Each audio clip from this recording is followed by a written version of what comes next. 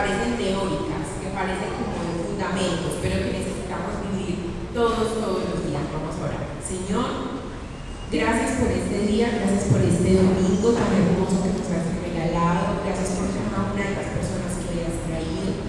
Yo las bendigo, Señor, y decreto que tienes una obra de conclusión acerca de lo que nos vas a enseñar hoy, de manera que podamos poner en práctica todas y cada una de las cosas que tú tienes, Señor, para hablarnos. Señor, nosotros hoy nos disponemos para que nuestros oídos espirituales escuchen lo que tienes para decirnos. Agudiza nuestra audición espiritual, agudiza nuestra visión espiritual, de manera, Señor, que nosotros podamos ver más allá de lo que nuestros ojos físicos nos muestran. Señor, llévate toda ceguera, toda falta de disposición que Satanás ha querido poner. Señor, todo pensamiento que nos quiera distraer, en el nombre de Jesús, yo decreto que no tiene poder ni autoridad. Todo problema que quiera venir a nuestra mente para distraernos, yo decreto que no tiene poder y que nuestra mente está centrada en ti, Cristo, que nos tienes muchas cosas que enseñar. En el nombre de Jesús,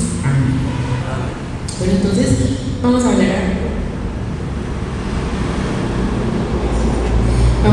acerca de disciplinas espirituales. ¿Por qué disciplinas espirituales? Esto parece como el colegio, ¿cierto? Disciplina. Porque los seres humanos necesitamos aprender muchas de las cosas que ejercemos en la vida por disciplina inicialmente. Eso no significa que toda la vida nos vamos a quedar en las disciplinas, y ahorita vamos a ver por qué. Cuando un niño, yo no sé, muchos de ustedes son papás, pero yo me acuerdo que muchas de las cosas que yo aprendí fue por disciplina. Yo empecé a ir a la iglesia por disciplina, porque mi papá, es una cosa muy curiosa, y es que mi papá es pastor, y cuando nosotros éramos muy pequeñitos, que teníamos 5 o 6 años, íbamos a la iglesia y nos sentábamos. Pero entonces, cuando nos aburríamos, nos íbamos para afuera a jugar. Mi papá se bajaba de la tarima, iba y nos buscaba, nos jalaba de la oreja y volvía y nos sentaba. Yo sé que delante para ustedes dirán, pero este papá sí es charro, pues un niño, se aburre, pero ¿qué estaba haciendo nosotros? Activando y poniendo en práctica disciplina, de manera que más adelante nosotros, por nuestro propio deseo y por nuestra propia voluntad, empezáramos a hacerlo voluntariamente, ya no porque, ay, si yo no estoy aquí sentado, mi papá viene, se baja, me jala la oreja y me sienta. No, sino porque ya en nosotros empezó a generar el deseo, ya empezó a ser un hábito. Entonces, por eso vamos a hablar el día de hoy acerca de disciplinas. ¿Qué es una disciplina? Disciplina es instruir, es enseñar a alguien su profesión dándole lecciones, es azotar, es imponer y es hacer guardar una conducta, ¿cierto? A nosotros las disciplinas no nos gustan, y como yo les contaba ahorita, a mí me dolía mucho y me daba mucha pena, pero más adelante puedo recoger el fruto de lo que mi papá hacía con nosotros. Entonces, ¿cuáles son esas disciplinas espirituales que tenemos que practicar? La oración, el estudio de la palabra de Dios, o sea, de la Biblia, la adoración, y sumadas estas 3 cosas forman una que se llama una vida de intimidad con Dios. ¿Qué es una vida de intimidad con Dios? Lo que hemos conocido normalmente como hacer el devocional todos los días, o sea, levantarnos o antes de acostarse o a la hora que usted lo desea, disponer un tiempo con Dios. Y ahorita vamos a profundizar acerca de eso. Pero individualmente, cada una de ellas, tanto la oración como el estudio de la Biblia y la adoración, son disciplinas espirituales. El ayuno, vigilar, congregarse e interceder. Vamos a hablar acerca de esas disciplinas. De pronto se me escapa alguna, pero vamos a hablar de esas en este momento. Entonces, las disciplinas inicialmente, como les decía, se practican por disciplina, o sea, por una palabra que me gusta mucho, nos enseñó un pastor un día, que se llama por autogobierno. ¿Qué significa autogobierno? Es decir, yo no quiero, pero yo lo voy a hacer. Eso es autogobierno. Uno muchas veces los hábitos que adquiere en la vida las adquiere por autogobierno, ¿cierto? yo había días que no quería ir a la universidad, porque clase de 6 de la mañana es muy maluco, pero por autogobierno, yo ponía el despertador la noche anterior a las 5, a las 4:30 de la mañana, y cuando el despertador sonaba, yo me tenía que levantar, aunque no quería, pero por el autogobierno yo decía, Gloria, te tienes que levantar y tienes que ir a la universidad porque tienes una responsabilidad. Entonces, ese autogobierno es la capacidad de nosotros ser maduros y decir, aunque no quiero, lo hago. ¿Cierto? Entonces, después de generar ese autogobierno, adquirir una disciplina por autogobierno en nuestras vidas, viene el hacer las cosas por deseo. Entonces, primero viene la disciplina, después viene el deseo, que es cuando yo ya tengo algo más de disposición, ya al menos nace el querer hacer las cosas, ¿cierto? Nace el querer orar, nace el querer ir a la iglesia, nace el querer la vigilia que el pastor anoche nos anticipaba que hay dentro de 8 días, el próximo sábado, si no estoy mal, ¿cierto? Jueves, vigilia, sí, jueves, ahora, perdón, el jueves. Entonces, el próximo jueves, este jueves que viene a vigilia, entonces el deseo, ay, si yo quiero ir, ahí viene el deseo. Después del deseo llega el mejor nivel, que es el deleite. El deleite de decir, yo me deleito orando y por eso lo hago. Yo me deleito estudiando la palabra de Dios y por eso lo hago. Yo me deleito ayunando, por eso lo hago. Ya no porque tengo que esforzarme, ya no porque tengo que autogobernarme, sino porque lo hago con toda la disposición. ¿Qué pasa? Uno no siempre en la vida, como les hablaba anoche, tiene todo plano, ¿cierto? Es estable. Anoche hablábamos de las montañas rusas, que tienen sus subidas y sus bajadas. Estamos muy bien, nos estamos deleitando, súper deleitando en el Señor y oramos. Llega un momento que tenemos una dificultad, bajamos. Entonces ya empezamos a orar otra vez por disciplina. Entonces la vida es ese juego, porque somos seres humanos, nos desanimamos con algunas cosas. Entonces, pero así nos desanimemos otra vez. Empiece con la disciplina, que ya usted sabe que después de que la disciplina termina, sigue el deseo de continuar deleite. Pero siempre vamos a estar jugando entre esas 3 cosas. ¿Por qué debemos practicar esas disciplinas espirituales? Porque hacen parte del proceso de crecimiento espiritual. Si nosotros no oramos, si nosotros no ayunamos, no estudiamos la palabra de Dios, no tenemos una vida de intimidad con el Señor, no hay forma de que crezcamos espiritualmente. Si con uno solo inscribirse en la universidad no le otorgan un título. No, pues ojalá no, seríamos muy malos, muy mediocres. Pero el hecho de que yo me haya inscrito en la universidad no me otorga un título. Yo tengo que esforzarme, tengo que tener un proceso de crecimiento, un proceso de aprendizaje en la universidad, y es lo mismo con el Señor. El hecho de que usted venga aquí a la iglesia y que usted diga, yo soy cristiano, no lo hace con el conocedor de Dios. Tenemos que estar en ese proceso y por eso se practican las disciplinas espirituales. ¿Por qué lo hacemos también? Para tener una vida espiritual sana. ¿Por qué? Porque nuestra vida espiritual se puede enfermar. Uno, ¿cómo se enferma espiritualmente?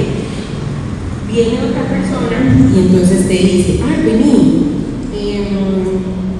por allí a la vuelta de la iglesia hay una señora que lee las cartas, le lee a uno el chocolate, le lee a uno la palma de la mano. Entonces, como usted no está sano espiritualmente, porque usted no practica, usted no ha leído la Biblia, usted no se ha dado cuenta que la hechicería, Dios la aborrece totalmente, y eso es hechicería, usted dice, pues sí, yo tengo un problema, vamos a ver qué me dicen allá. Entonces su vida espiritual se empieza a deteriorar. Por eso es necesario tener disciplinas espirituales, porque entonces usted lee la palabra y se da cuenta que Dios aborrece la idolatría, que Dios aborrece la hechicería. Entonces su vida espiritual va a permanecer sana. Para tener hábitos espirituales sanos, para que usted cada día mejore su calidad de relación con Dios, para conocer la voluntad y los planes de Dios para su vida. Si usted no ora, si usted no lee la palabra de Dios, si usted no vigila, si usted no ayuna, sobre todo si usted no estudia la Biblia, ¿cómo vamos a conocer cuál es la palabra de Dios? No basta solamente con venir aquí a la iglesia y que el pastor nos dé una super palabra cada 8 días o 3 veces a la semana, las veces que usted venga. Usted necesita en su casa tener todo el tiempo apartarse para el Señor, para decirle: Señor, ¿cuál es tu voluntad para mi vida? ¿Qué hacía el Señor Jesús? El mismo Señor Jesús, siendo Dios propiamente, dirigido por el Padre, ¿qué hacía? Iba, y lo vemos muchas veces, cómo se apartaba, cómo se iba solo a pedir dirección al Señor. Para eso son las disciplinas espirituales. Entonces, hay una cosa que les quiero decir, es que las disciplinas espirituales no alcanzan un tope máximo nunca. Nunca hay alguien que pueda decir: ya alcancé mi máximo tope de oración, ya alcancé mi máximo tope de vigilar, ya alcancé mi máximo tope de ayunar, ya alcancé mi máximo tope de estudio de la palabra de Dios. Nunca. ¿Por qué? Porque estaríamos limitando a Dios, y Dios es un Dios eterno, ¿cierto? Dios es un Dios que no tiene límite. Entonces siempre tenemos esa recompensa de que ante cualquier circunstancia que yo más lo busco y más lo busco y más lo conozco y más oro y más estudio la palabra de Dios, más tesoro vamos a encontrar en su palabra. Muchos más tesoros Él tiene para mostrarnos. Vamos a leer Efesios 3:18, por favor, 3:18 al 20. Efesios 3:18 al 20. Para que veamos cuán grande es todo lo que Dios tiene para nosotros.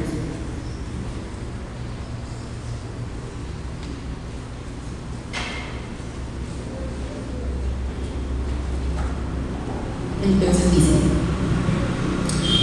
puedan comprender junto con todos los santos cuán ancho, cuán largo, cuán alto, cuán profundo es el amor de Cristo. Están hablando de solo una característica del Señor, ¿cierto? Y esa característica solo de su amor, nos están diciendo cuán ancho, cuán largo, cuán profundo es el amor de Cristo. En fin, que conozcan ese amor que sobrepasa nuestro conocimiento, para que sean llenos de la plenitud de Dios. Es hermoso ver cómo se utilizan palabras que nos permiten saber que así yo estudie mucho la palabra del Señor, así yo ore mucho, siempre voy a tener, siempre Él va a ser más grande que mi conocimiento, siempre va a haber mucho más plenitud. Entonces por eso no nos podemos cansar de buscarlo ni de estudiar su palabra. Dice: al que puede hacer muchísimo más de lo que podemos imaginarnos o pedir. Entonces imagínese, usted cree que ya está en el máximo conocimiento del Señor y ya está orando mucho, pero hoy el Señor nos quiere decir: no, usted puede hacer más. No por el hecho de que hay que orar entonces 2 horas y después son 3 horas, pues son 4 horas.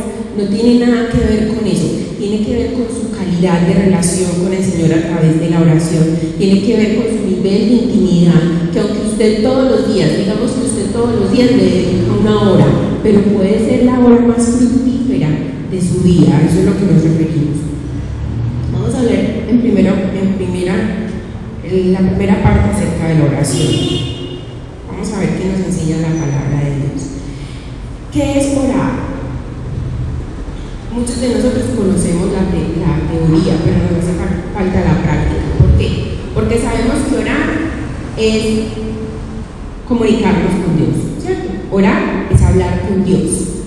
¿Qué pasa cuando si yo por ejemplo, digamos que orar es hablar con la pastora?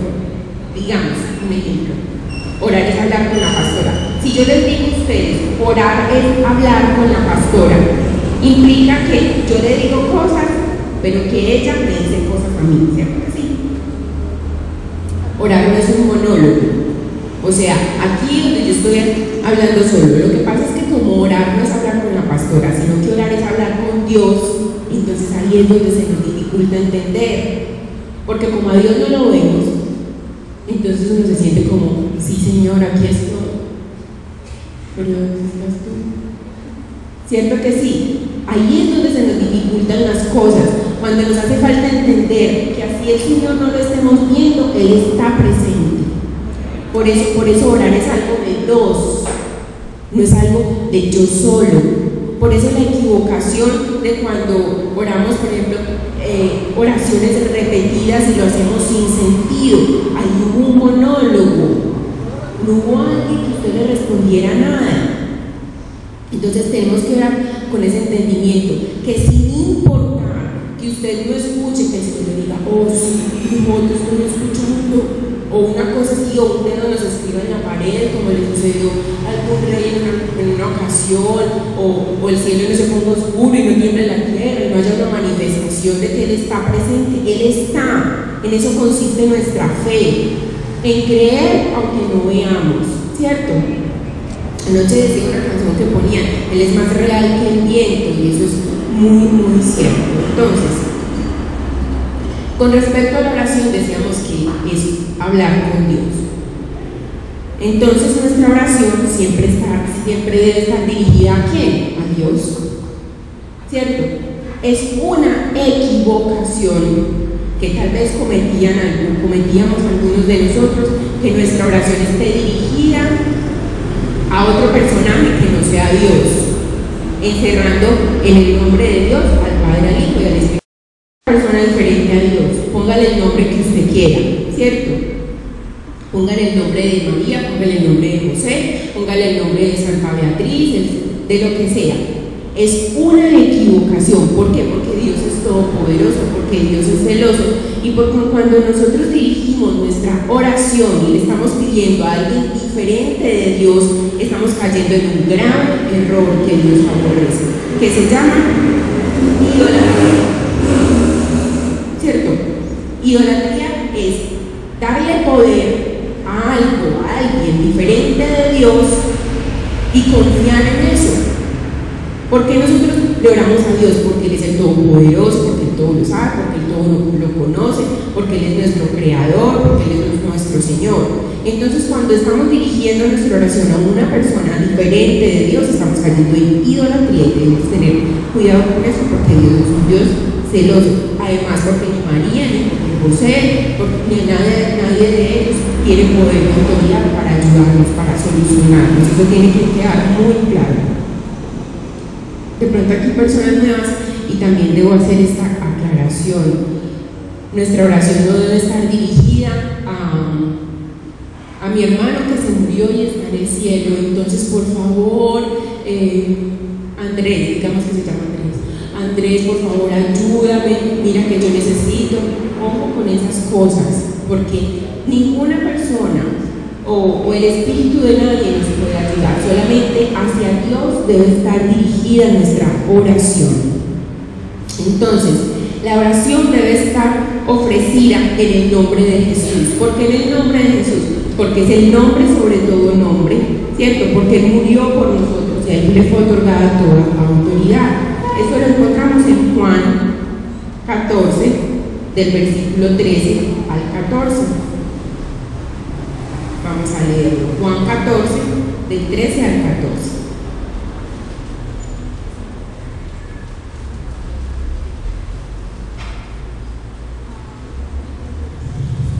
Dice: cualquier cosa que ustedes pidan en mi nombre, está hablando el Señor Jesús, cualquier cosa que ustedes pidan en mi nombre, yo lo haré. Así será glorificado el Padre en el Hijo. Lo que piden en mi nombre, yo lo haré. Toda nuestra oración debe estar dirigida en el nombre de Jesús. ¿Cómo así? Eso significa, cuando usted orar, usted dice: Señor, muchas gracias por este día tan lindo. Yo me acerco a ti en el nombre de Jesús y te pido que me ayudes o te agradezco, pero siempre diciendo: en el nombre de Jesús yo me acerco. ¿Por qué? Porque usted y yo no nos podríamos acercar directamente ante el Padre si no fuera a través de lo que Jesús hizo en la cruz del Calvario.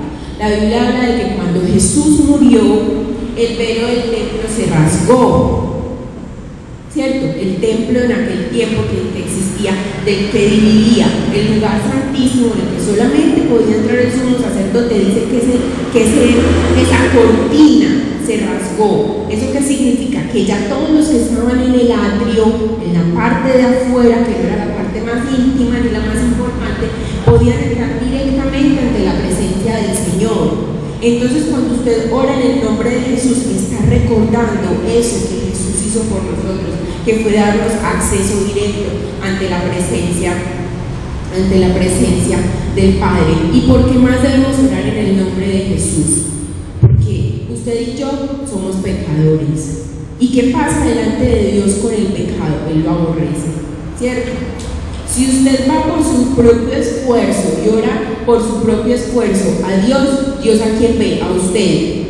Y usted en pecado, el Señor que va a oír nada. Pero si usted lo hace en el nombre de Jesús, Jesús se está poniendo delante de usted. Y cuando usted está orando, ¿a quién está viendo el Señor? El Padre, al Señor Jesús. Entonces es como si hiciéramos lo siguiente: Señor, Padre, yo te pido en el nombre de Jesús que me ayudes para el parcial. ¿Qué está pasando? Es como si el Señor Jesús estuviera escuchando esa oración y el Señor Jesús hace lo siguiente: Padre, que aquí Eliana está diciendo que le ayudes en el parcial. Entonces todo el tiempo tenemos esa comunicación a través del Señor Jesús que llega nuestra oración ante el Padre. ¿Sí está quedando claro? Bueno, lo siguiente es que nuestra oración debe realizarse con una actitud de dependencia y de sumisión. ¿Qué es depender? Es no creer en nuestras propias fuerzas, sino al contrario, creer que nosotros por nuestras propias fuerzas no somos capaces, entonces que necesitamos ayuda, ¿cierto? Entonces la oración se debe hacer con dependencia y con sumisión. Lo vemos en Lucas 22, en el versículo 42. Lucas 22, 42 dice: Padre, si quieres, no me hagas beber este trago amargo, pero no se cumpla mi voluntad, sino la tuya. ¿Quién está haciendo esta oración? El Señor Jesús. El Señor Jesús le está diciendo: Señor, yo no quiero morir en esa cruz, eso tan duro, eso es muy difícil, yo voy a sufrir demasiado, pero Señor, si tú lo dispones, si esa es tu voluntad, entonces yo dejo mi voluntad a un lado y cumplo tu deseo, tu propósito, que es que yo muera en la cruz. Y eso fue lo que hizo el mismo Señor Jesús, tuvo esa actitud. Entonces es lo mismo, cuando nosotros estamos elevando una oración al Señor, muchas veces parecemos como exigentes, como exigiendo, como reclamando, y hasta el mismo Señor Jesús nos enseña que así no debe ser.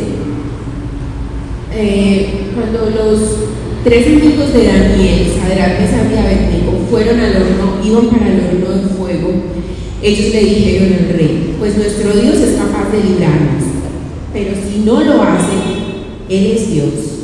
Entonces es la misma actitud que nosotros debemos tener. Señor, yo necesito esto, yo te pido que me ayudes en esto, pero si no lo haces, Señor, tú eres Dios y tú sabes por qué haces las cosas, y esa debe ser nuestra actitud siempre. Señor, yo dependo de ti, yo te dirijo una oración y tú eres Dios y tú sabes cómo responderme, cómo guiarme.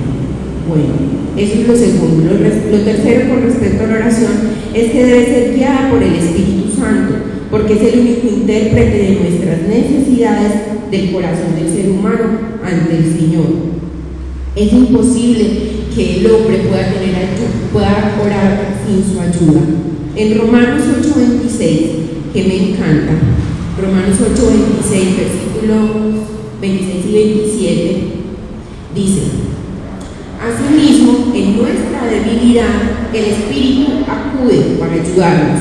No sabemos qué pedir, pero el Espíritu mismo intercede por nosotros con gemidos que no pueden expresarse con palabras. Y Dios, que examina los corazones, sabe cuál es la intención del Espíritu, porque el Espíritu intercede por los creyentes conforme a la voluntad de Dios. Entonces es hermoso porque yo soy una, no sé si ustedes, pero cuando yo tengo dificultades, muchas veces me siento tan desanimada que no soy capaz de orar. Me siento ahí, soy como: Señor, gracias, ayúdame, gracias. No sé qué decir, pero ¿qué pasa en ese momento? Yo puedo decir: Espíritu Santo, ayúdame. Tú sabes qué pedir conforme a lo que el Padre quiere para mi vida, conforme a su voluntad para mí. Es cuando Él acude como un superhéroe. Yo me lo imagino como que Superman te siente y aquí estoy yo para ayudarte. Es lo mismo, el Espíritu Espíritu Santo está ahí para ayudarnos, para cuando no sabemos qué decir, el Espíritu Santo acude en nuestra ayuda. Entonces estas son las tres cosas que tenía para decirles acerca de la oración. Lo siguiente es acerca del estudio de la palabra de Dios. Entonces, el estudio de la Biblia. ¿Por qué debemos estudiar la Biblia? Porque es nuestra forma de conocer a Dios. La Biblia es la palabra de Dios y Dios expresó ahí todas sus ideas, todos sus pensamientos, todos sus deseos, todos sus anhelos y su voluntad y planes para nuestra vida. Si nosotros no estudiamos la palabra de Dios, ¿cómo vamos a ser guiados por ella? Cuando yo terminé la universidad y necesitaba rural, mi papá y mi mamá me acosaban mucho y me decían, mándame de vida a su primo no sé qué, que él es secretario de salud, yo no sé dónde. Llame al tío yo no sé qué, que él es amigo del alcalde de yo no sé qué pueblito. Y empezaron a acosarme de una manera. Yo dije, no, un momentito. Y yo me fui un tiempo, oré y encontré que el Señor me dijo en su palabra en el Salmo 32:8, te haré entender y te enseñaré el camino que debes andar, sobre ti fijaré mis ojos. Y después encontré en Isaías, no me acuerdo qué cita, que dice, no te desvíes ni a derecha ni a izquierda, porque a tus oídos llegarán palabras que digan, este es el camino. Y yo empecé a encontrar en la palabra de Dios que Él me daba dirección, que Él tiene un plan y una voluntad para mi vida. Entonces yo que dije, bueno Señor, tú me hablaste, ya no conozco cuál es tu voluntad y tú dijiste que vas a hacer algo. Señor, yo voy a esperar. ¿Cuál era mi obligación? Mandar las hojas de vida, ¿cierto? Porque como mis papás me decían, ¿usted cree que el rural le va a caer del cielo? Que la van a llamar y le van a decir, hola, con gloria, aquí hay un rural para usted. Y yo dije, pues hasta de pronto, si el Señor me dijo, no te desvíes ni a derecha ni a izquierda, y a tus oídos llegarán palabras que digan, este es el camino. Yo dije, a lo mejor, hasta me llaman así, pero yo ¿qué hice? Seguí lo que el sentido común dice, mandé las hojas de vida. Y un día me llamó una amiga y me dijo, Gloria, ¿ya tú tienes rural? Una compañerita de la universidad. Y dije, no, todavía no. Me dijo, ay, lo que pasa es que a mí me ofrecieron uno en Carolina del Príncipe, pero yo ya tengo rural en otra parte. Y me dijeron que si podía recomendar a alguien y yo te recomendé. Yo dije, Señor, eso me afirmó demasiado. Donde yo quiera que hoy lo cuento, porque es mi experiencia, porque a través de la palabra de Dios yo encontré que Él me dio dirección, que Él me reveló cuál es su plan para mi vida. Juan 5:39 dice, ustedes estudian, Juan 5:39, ustedes estudian con diligencia las Escrituras porque piensan que ellas hallan la vida eterna, y son ellas las que dan testimonio a mi favor. O sea, no hay otra manera de que conozcamos, de que podamos conocer al Señor Jesús más perfectamente, más íntimamente, sino es a través de la palabra de Dios. Entonces estudiamos la palabra de Dios, la Biblia, para conocerlo, porque ahí están estipulados sus pensamientos y sus planes. Estudiamos la palabra, la Biblia, porque nos trae dirección. Salmo 119, 105.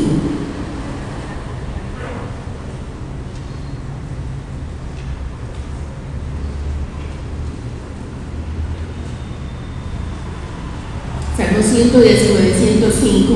Lo vamos a leer todo completito. A ver, empecé. No, mentira. 105. Solo el 105, no es todo el capítulo. Dice, tu palabra es una lámpara a mis pies y una luz en mi camino.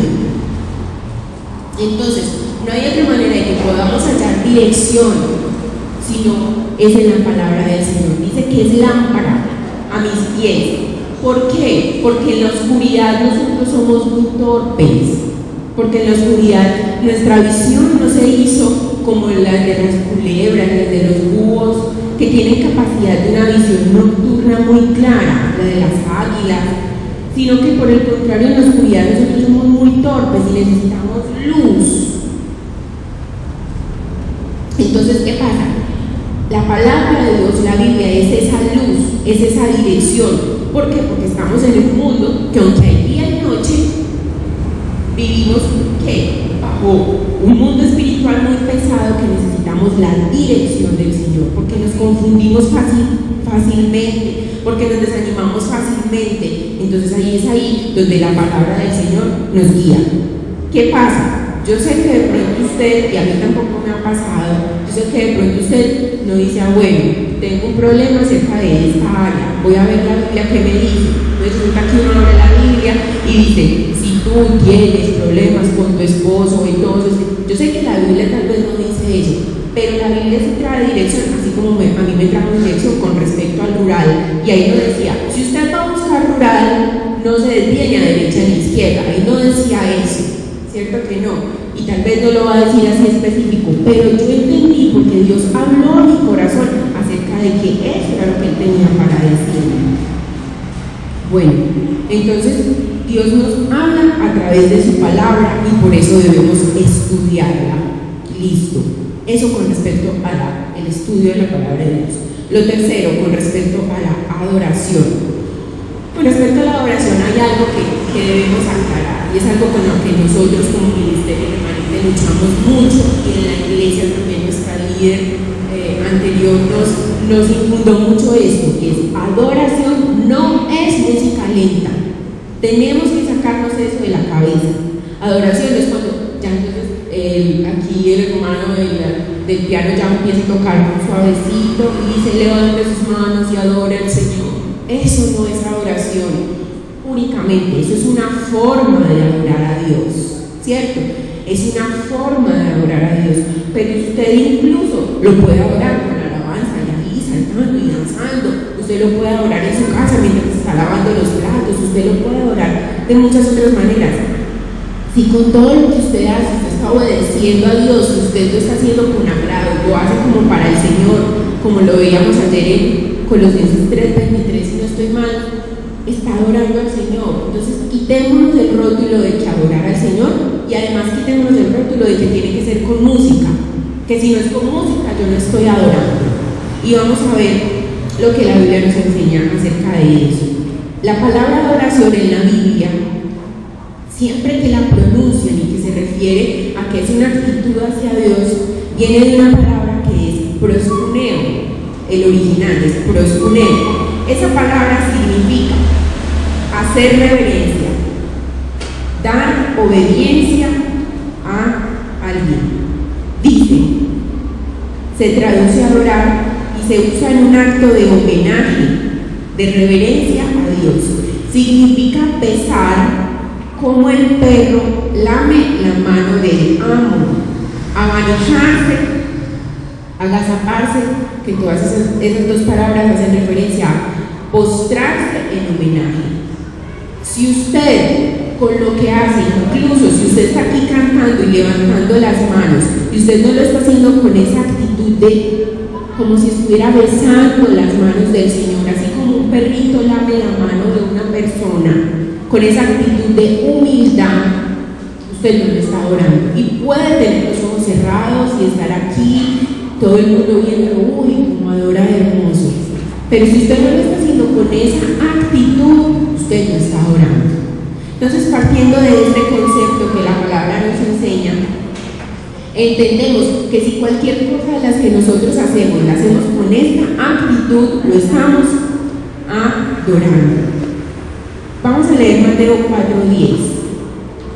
Vamos a ver dos citas, Mateo 4:10 y Apocalipsis 4:10, todas dos. Mateo 4:10 y Apocalipsis 4:10. Son dos pasajes muy conocidos. Dice, vete Satanás. ¿Quién está diciendo esto? Jesús, el Señor Jesús, cuando fue tentado por Satanás. Dice, vete Satanás, le dijo Jesús, porque escrito está, adora al Señor tu Dios y sírvele solamente a Él. El Señor Jesús estaba refiriendo a cantarle a Dios. Solamente Dios es digno de ser cantado. ¿Cierto que no? Él se estaba refiriendo de una actitud del diario vivir. Y en esa ocasión el Señor Jesús utilizó la palabra proskuneo. Y la siguiente cita, que es Apocalipsis 4:10, que es una experiencia a la que todos queremos llegar a vivir y experimentar, dice, los 24 ancianos se postraban ante Él y adoraban al que vive por los siglos de los siglos. y reciben sus coronas delante del trono, exclamando: santo, santo, santo, digno eres. Y el siguiente versículo dice todo lo que decían. Pero dice que los 24 ancianos se postraban ante él y adoraban, ¿cierto? Adoraban. Que esa es la visión que tuvo Juan acerca de lo que sucede en el cielo. Entonces vemos que en el cielo esa actitud de adorar tampoco es el hecho de cantar simplemente, es el hecho de tener otra actitud del corazón, de postrarse. Dice que ellos rinden sus coronas. Entonces, cada que nosotros hagamos cualquier cosa, ya sabemos con qué actitud debemos hacerla, con una actitud de adoración, aunque usted no cante. Eso es una buena noticia. Usted puede adorar al Señor aunque no cante. Eso es un alivio. Porque mucha gente dice: no, yo no canto tan lindo como los hermanos que están aquí al frente. ¿Yo cómo voy a adorar al Señor? Hermano, ya se le quitó ese peso de encima. Ya, usted puede adorar al Señor tranquilamente. Lo cuarto es el tiempo de intimidad con Dios. El tiempo de intimidad con Dios vemos que es la suma del paso 1, que es la oración, el paso 2, que es el estudio de la palabra de Dios, y el paso 3, que es la adoración. Entonces, ¿qué significa? Tiempo de intimidad con Dios es el tiempo diario que yo aparto, ¿cierto? Sea en la mañana, sea por la noche antes de acostarme, a la hora que usted lo desee, pero que sea un compromiso fijo, como lo hablábamos anoche, un compromiso de apartar un tiempo para estar con Dios. Usted elige la hora, elija el lugar, porque el lugar es muy importante, porque debe ser un lugar donde usted no lo moleste. Y por favor, avísele a la gente: vea, yo voy a estar aquí con un momentico de privacidad con Dios. Si me llaman al teléfono, no diga mentiras, no diga que no estoy, diga que no puedo pasar al teléfono, estoy ocupado. Si alguien viene a tocar la puerta, diga que estoy ocupado, que no lo puedo atender. Con su celular, póngalo a un lado, apáguelo, o no sé, en un momento que no lo esté molestando. ¿Por qué? Porque a veces pretendemos que como a Dios no lo podemos ver, entonces nos pueden interrumpir: mira que te necesitan al teléfono. Entonces salimos sola y seguimos. No, eso es irreverencia. Entonces tengamos eso presente, elijamos en nuestro tiempo de intimidad con Dios, que sea diariamente. Elijan la hora y el lugar, escriban lo que el Señor le dijo. Nosotros tenemos la costumbre de que aquí o en una libretita que tenemos escribimos: el Señor me habló en el Salmo 119, 105 y me dijo esto. ¿Por qué? Porque un día de pronto usted se va a sentir débil, de pronto un día usted va a necesitar saber: Dios a mí qué me ha dicho. Y usted va a ese cuaderno y usted dice: Dios a mí me ha dicho muchas cosas, yo no tengo por qué estar desanimado, ¿cierto? Yo no tengo por qué estar desalentado. Vea todas las promesas que el Señor me ha dado cada que yo vengo a buscarlo. Entonces, por eso es importante escribir lo que el Señor nos dice, y muy importante compartir con los demás lo que el Señor nos enseña en esos tiempos que estamos ahí. O sea, lo que usted estudió de la palabra de Dios y aprendió, compártaselo a otra persona, porque eso hace que la otra persona crezca y que usted mismo, a la vez que está transmitiendo ese mensaje, esté creyendo, esté escuchando y esté confesando lo que Dios le dijo. Aquí hay que ser muy cuidadosos. ¿Por qué?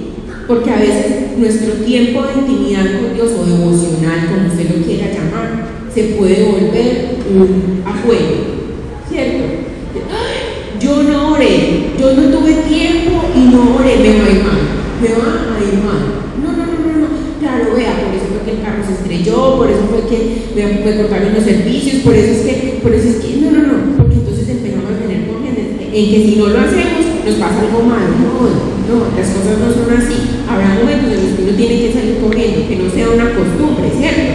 Pero no lo tenga como una huella, sino que simplemente téngalo como un compromiso con el Señor. El día que usted no pueda, dice: listo, Señor, hoy yo no pude orar en este horario que tengo apartado para ti, pero entonces lo voy a disponer en otro momento antes de acostarme, listo, sin tenerlo como una huella.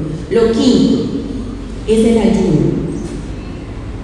¿Qué pasa con el ayuno? Ayuno es abstenerse de alimentarse físicamente. Eso es ayunar, abstenerse de alimento. Entonces, ¿por qué necesitamos ayunar? Porque mediante el ayuno, ¿qué pasa? Nuestra carne, nuestros deseos tienen que empezar a menguar, a disminuir y nuestro espíritu empieza a crecer, porque estamos sacrificando cosas que nosotros deseamos, nos estamos absteniendo de comer. ¿Qué pasa con el ayuno? Agudiza nuestro oído espiritual, porque si nuestro espíritu está creciendo durante el ayuno, es más fácil que escuchemos lo que Dios tiene para decirnos.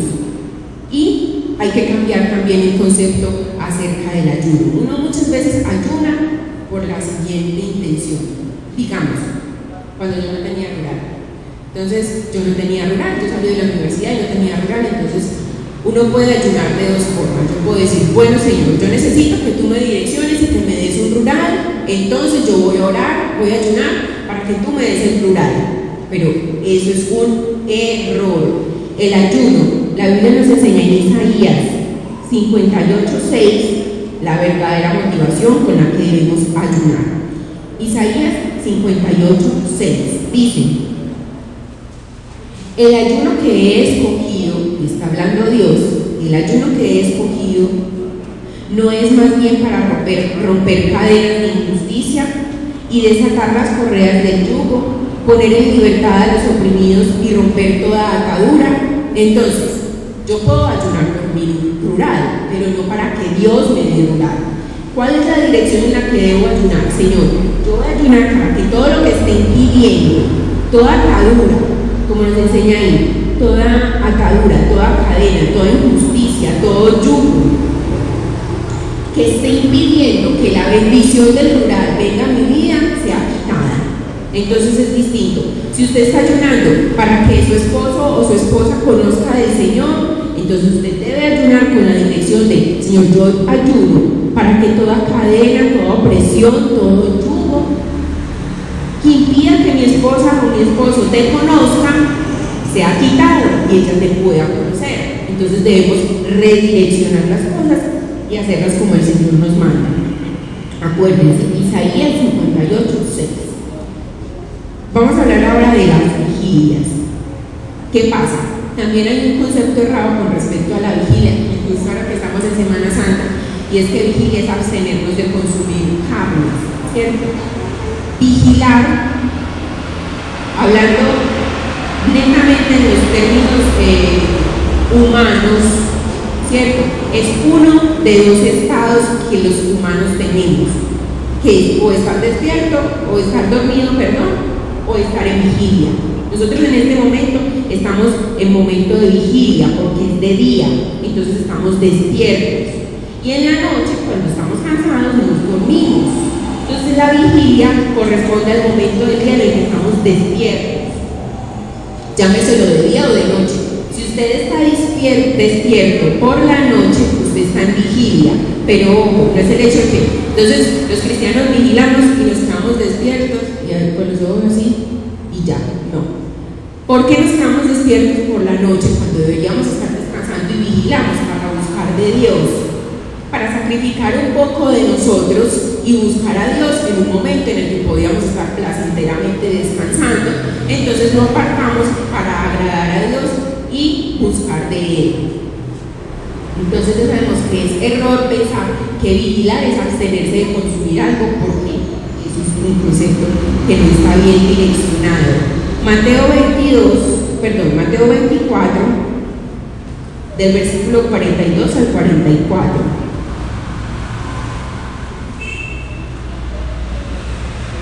El Señor Jesús nos habla y dice: por lo tanto, manténganse despiertos, porque no saben qué día vendrá su Señor. Pero entiendan esto: si un dueño de casa supiera a qué hora de la noche va a llegar el ladrón, se mantendría despierto para no dejarlo forzar la entrada. Por eso también ustedes deben estar preparados, porque el Hijo del Hombre vendrá cuando menos lo esperen. Entonces, esta es una de las cosas que nosotros hacemos cuando vigilamos, buscar de Dios. ¿Para qué? Para estar preparados. Para estar preparados, porque el día menos pensado el Señor viene por nosotros y nosotros estábamos por ahí dormidos. No es el hecho de que el día que el Señor Jesús venga, si nosotros estamos dormidos en nuestra cama, nos quedamos. No, es hablando figurativamente de que en todo tiempo debemos estar preparados, ¿cierto? De que si usted se acuesta en paz con Dios, teniendo claro que si Él viene, nos vamos con Él. Pero entonces, para eso apartamos los momentos de vigilia, así como la que el pastor nos enseñaba que va a haber el jueves, para conocerlo, para dedicarnos un tiempo que podría ser que vamos a estar cómodamente dormidos, pero le estamos dedicando porque estamos comprometidos con Él, como lo hablábamos ayer. Lo séptimo es congregarse. Cuando el pastor nos avisa que hay cosas en la iglesia, cuando nos dicen que los domingos el servicio de las 8, que los miércoles, no sé, los sábados, esas cosas, hermanos, asistan. No es porque el pastor sea cansón, no, es porque la Biblia nos enseña que nos debemos congregar. La Biblia nos habla acerca de eso.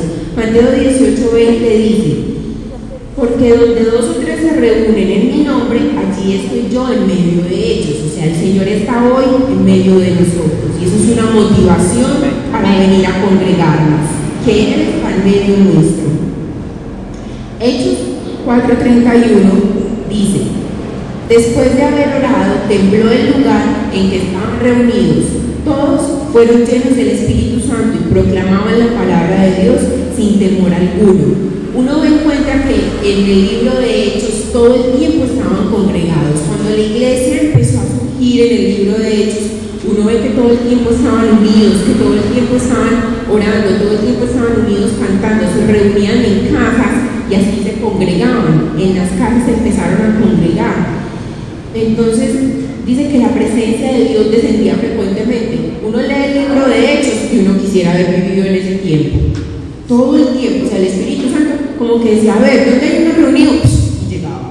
¿Dónde hay reunida gente? Y llegaba. ¿Por qué? Porque al Señor le gusta que nosotros estemos unidos buscándolo. En Hebreos 10:24-25 dice: preocupémonos los unos por los otros, a fin de estimularnos al amor y a las buenas obras. No dejemos de congregarnos como acostumbran a hacerlo algunos, sino animémonos los unos a los otros, y con mayor razón ahora que vemos que el día se acerca. Entonces vemos como la misma palabra de Dios nos enseña: no dejen de congregarse, no dejemos de hacerlo. ¿Por qué? Porque así nos vamos apartando, y aquí hay gente que a usted ve, el hermano no ha llegado porque no ha venido, porque nos extrañamos, porque empezamos a amarnos. Dice que a fin de estimularnos en el amor y en las buenas obras, ¿cierto? El Señor se agrada de estas cosas. Y lo último es la intercesión. La intercesión es algo muy importante que ponemos en práctica muy poquito, ¿cierto? ¿Qué es interceder? Es buscar la presencia o la audiencia de Dios a favor de otros. Es buscar el beneficio de otra persona diferente a mí, por la que yo estoy orando. Entonces, ¿qué es interceder? Es decir: Señor,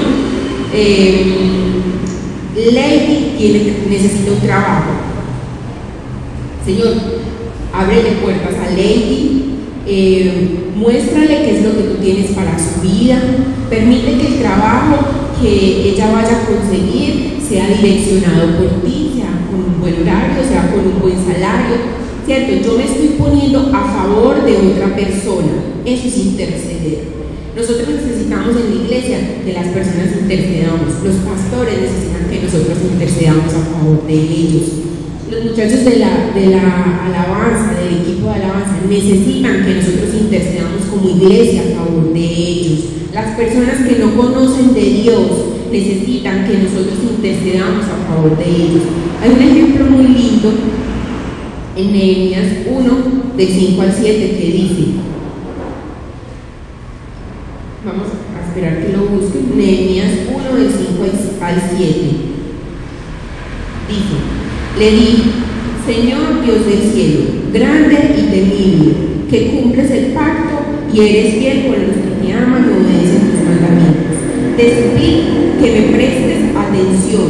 Nehemías está orando al Señor y le dice: te suplico que me prestes atención, que fijes tus ojos en este siervo tuyo, que día y noche ora a favor del pueblo de Israel. O sea, él está intercediendo.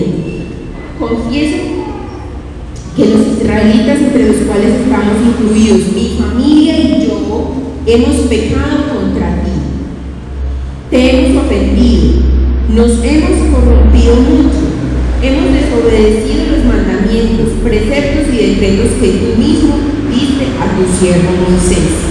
Entonces, estar a favor de la otra persona no significa solamente perdónala porque es una pecadora, perdónala porque es murmuradora, perdónala, no, es Señor, perdónanos porque hemos murmurado, porque nos estamos colocando en el lugar. Nosotros tenemos una experiencia muy linda en Medellín, y es que el Señor nos inquietó a que oráramos por Medellín, y empezamos a ir a muchas partes de Medellín, a parques, a autopistas, a calles, a lugares públicos, a barrios, y en esos lugares empezamos a pedir perdón como ciudad, porque nosotros como ciudad hemos ofendido a Dios, ¿cierto? Hemos sido una ciudad idólatra, hemos sido una ciudad con muchos pecados de inmoralidad sexual. Entonces aprendimos de Nehemías y dijimos, Señor, aquí estamos, perdónanos, porque en Medellín nosotros hemos practicado el pecado, y empezamos a pedir perdón a favor de nuestra ciudad y a favor de nosotros mismos, y a pedirle al Señor que bendijera, que todos esos pecados los cambiara por mejores actitudes. Y empezamos a ver que en los anuncios del periódico, un periódico que se llama Gente, empezó a aparecer, se prohíbe, la policía empieza a prohibir el consumo de drogas en los parques. La policía va a tener mayor vigilancia en tales lugares públicos, donde nosotros ya habíamos ido a empezar a orar. La policía empezó a cerrar en la 33, que es una avenida de muchas discotecas, empezaron a cerrar, dice que empezaron como 13 o 12 establecimientos que encontraron que tenían cosas alteradas. Empezaron a prohibir que los menores de edad estuvieran hasta ciertas horas de la noche en esos lugares. Entonces empezamos a ver el respaldo de Dios, entonces nos animamos más y nos dimos cuenta que vale la pena interceder a favor de nuestra ciudad, vale la pena interceder a favor de otros, porque es que la gente de la discoteca no tiene cómo orarle a Dios, ellos no lo conocen, pero nosotros sí, y por eso nosotros lo podemos hacer a favor de ellos. Amén.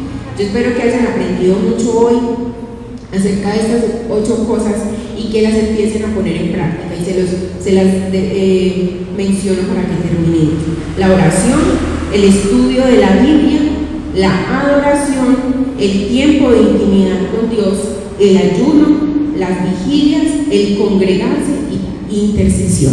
Entonces, no solamente el hecho de que yo les diga, sino que los pongamos en práctica, ¿cierto? Si no los ponemos en práctica, ¿qué pasa? No avanzamos, no crecemos, no conocemos más al Señor. ¿Listo? Vamos a orar. Señor, gracias por tu palabra. Yo decreto que esta palabra da fruto y fruto en abundancia. Yo decreto que cada uno de nosotros somos ese buen terreno, que nuestra mente y nuestra vida es ese buen terreno que tú tienes, Señor, para que dé fruto y fruto en abundancia, como tu palabra nos enseña. Yo decreto que nada ni nadie nos puede arrebatar lo que tienes para lo que nos enseñaste hoy, que no ningún tierra árida, que ningún ave, que ningún instrumento que Satanás quiera utilizar puede robarse lo que tú nos enseñas. Señor, ayúdanos a ser disciplinados, pero ayúdanos también a encontrar un día de deseo y después encontrar deleite en ti, en ejercer cada una y en practicar cada una de estas actividades que tú nos dejas para que